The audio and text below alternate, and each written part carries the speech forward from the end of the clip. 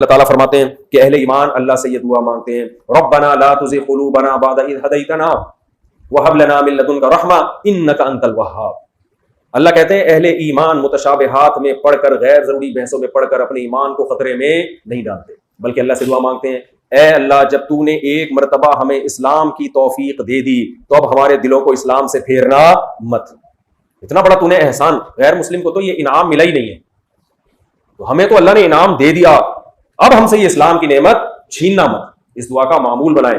دیکھو اسلام کو بچا کے لے جانا نا اس زمانے میں بڑا مشکل کام ہے۔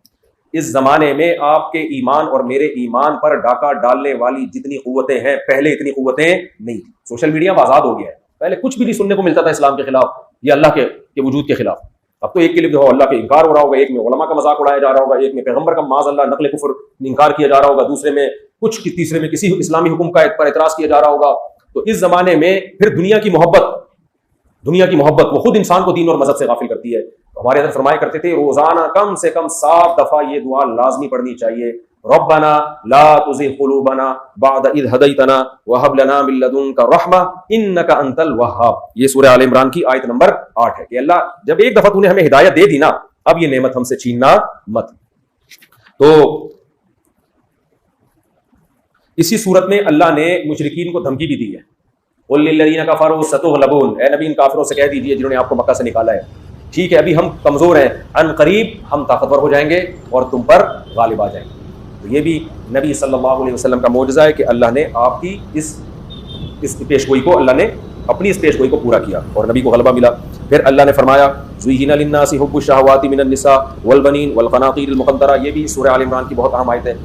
انسان دین سے غافل ان چند چیزوں کی وجہ سے ہوتا ہے۔ آج دیکھو نا پوری دنیا میں مسلمانوں کو برا کیوں کہا جاتا ہے؟ مسلمانوں کے پاس ہے کیا؟ گٹر کے ڈھکن ہے نہیں ان لوگوں کے پاس، ٹیکنالوجی ہے نہیں ان لوگوں کے پاس، سڑکیں ان کی، غربت ان کے ہاں، مہنگائی ان کی، وہ عیاشی کون کر رہے ہیں جو خدا کو نہیں مانتے؟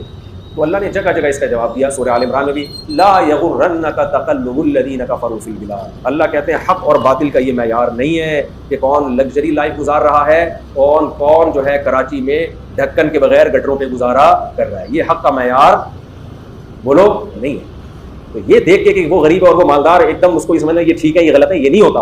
بعض دفعہ چور ڈاکو وہ اسٹیبل ہوتے ہیں، بڑی زبردست لائف ہوتی ہے ان کی، اور ایماندار آدمی وہ غربت میں مرا جا رہا ہوتا ہے۔ تو یہ کوئی معیار نہیں ہے۔ تبھی قرآن بار بار قرآن میں یہ آیت ہے، سورہ آل عمران میں بھی ہے کہ ان کی ترقی، ان کی دنیا میں اچھل کود دیکھ کے دھوکے میں مت آؤ۔ متاع فی الدنیا، یہ دنیا کا تھوڑا سا سامان ہے۔ اصل کیا ہے؟ اگر آپ خدا پر ایمان نہیں رکھتے، اللہ کے پیغمبر پر ایمان نہیں لاتے، اللہ کے احکامات کو فالو نہیں کرتے، یہ ترقی آپ کو اللہ کے عذاب سے نہیں بچا سکتی۔ اور عذاب قدیم دنیا نہیں ہے، آخرت ہے۔ دنیا ہوتی عذاب کی جگہ تو یہ ترقیاں ختم کر دیتا اللہ تعالیٰ۔ اس لیے اس سے کبھی متاثر نہ ہو۔ کبھی مسلمان ترقی میں تھے، آج غیر مسلم ترقی میں، کبھی ایماندار آدمی ترقی کرتا ہے، کبھی بے ایمان ترقی کر جاتا ہے۔ تو یہ ترقی کوئی معیار نہیں ہے کسی کو ناپنے کا کہ یہ حق پرست ہے یا یہ باطل ہے۔ ہاں ہمارے حکمرانوں کا ناپنے کا ضرور ہو سکتا ہے، کیونکہ گٹر کے ڈھکن ہماری وجہ سے غائب نہیں ہوئے، یہ کس کی وجہ سے غائب ہوئے؟ حکمرانوں کی وجہ سے۔ تو حکمرانوں کو آپ جو مرضی بول دو بھائی، ہمیں کوئی پابندی نہیں ہے۔ اسلام کو یا مسلمانوں کو اگر آپ برا کہو گے اس بیس پہ کہ یہ غریب ہیں، یہ قرضوں میں جکڑے ہوئے ہیں، یہ کوئی معیار نہیں ہے۔ بعض دفعہ حق پرست لوگ مصائب میں ہوتے ہیں اور باطل لوگ ترقی کر رہے ہوتے ہیں۔ اور ویسے بھی جن قوموں نے ترقی کی ہے، کون سا ان کے باپ کا پیسہ تھا جو ان کو وراثت میں ملا تھا؟ بر صغیر میں برطانیہ نے دھوکے سے داخل ہو کر سارا گولڈ اور جو ہندوستان کی ساری دولت کو لوٹ مار کے لے گئے، چمنیاں گرم کی ہے برطانیہ کی۔ سمجھ رہے ہو کہ نہیں سمجھ رہے؟ افریقہ میں جا کے دیکھو جہاں سونے کی کانیں گولڈ اور کوئلہ اور پلاٹینم وغیرہ نکل رہا ہے، سب پر قبضہ کس کا ہے؟ ان بیچارے کالوں کا تھوڑی ہے۔ وہاں میں نے دیکھا 2 مہینے آم ابال کے کھا رہے ہیں، آم ان جگہوں پہ جہاں سونا نکل رہا ہے۔ پوری دنیا نے ان بیچاروں کا یہ حال کیا ہوا ہے۔ تو ہم دنیا میں تو کہیں گے وہ ترقی یافتہ، یہ غریب، لیکن ہے ممکن ہے قیامت میں یہ جنت میں جا رہا ہو جہاں آم ابال کے کھا رہا ہے۔ صحیح ہے نا؟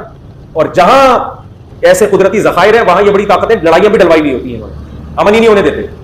اس لیے قرآن بار بار کہہ رہا ہے ظاہر کو دیکھ کے کبھی دھوکے میں مت آؤ۔ آج میں دیکھتا ہوں یوٹیوب پہ، ٹک ٹاک پہ ہمارے جو لبرل طبقہ ہے ان کے انٹرویوز آ رہے ہوتے ہیں، ایکچولی یہ مذہب جو ہے نا ترقی کی راہ میں رکاوٹ ہے، اور دیکھو وہ لوگ کہاں پہنچ گئے۔ تو انہوں نے ترقی کو معیار حق سمجھ لیا ہے۔ اگر ہٹلر کو فتح ہو جاتی، مجھے ایک بات بتاؤ، وہ تو رشیا سے مار کھا گیا، تو آج ہٹلر اور اس کی قوم سے زیادہ کوئی سپیریئر ہوتا؟ امریکن بھی جرمنی سے سیکھنے جا رہے ہوتے اور کہتے یار یہ ہے حق پرست، تو کیا ہم مان لیتے ہٹلر کو حق پرست؟ لاکھوں انسانوں کو بے دردی سے جس نے قتل کیا، وہ تو رشیا نے اس کا ستیہ ناش کر دیا۔ ورنہ آج ہٹلر سپیریئر ہوتا اور دنیا میں حکومت کس کی ہوتی؟ جرمنی کی ہوتی. سائنس ٹیکنالوجی بھی ہم انہیں سے سیکھ رہے ہوتے, سب کچھ وہیں سے سیکھ رہے ہوتے اور ان کے گن گا رہے ہوتے. پھر ہم کہہ رہے ہوتے دیکھو امریکہ اگر حق پر ہے تو غریب کیوں ہے, اور جرمنی اگر باطل پر ہے تو پوری دنیا پہ اس کی حکومت کیوں ہے, تہذیب کا ٹھیکیدار وہ کیوں ہے. بھائی وہ اس لیے نہیں ہے کہ حق ہے, وہ اس لیے کہ ہٹلر نے کروڑوں انسانوں کو لاکھوں کو تیل کی کڑھائیوں میں ڈال ڈال کے جلایا ہے. تو ایسے ظالم کے سامنے کون ٹکتا ہے میرے بھائی؟ تو یہ دنیا میں بہت جلدی فیصلہ نہ کر لیا کریں کہ یہ ٹھیک ہے وہ غلط ہے. نہ اصل کا پتہ چلے گا, بولو آخرت کا پتہ چلے گا. دنیا میں غریب کی کوئی نہیں سنتا, وہ حق پر بھی ہو, اور چڑھتے سورج کو سب سلام کرتے ہیں چاہے وہ باطل کیوں نہ ہو. دنیا میں فرعون نے ترقی کی ہے, موسیٰ علیہ السلام اور ان کے ماننے والے روز بروز تنزل میں ہی جا رہے تھے, روز بروز تنزل میں جا رہے تھے.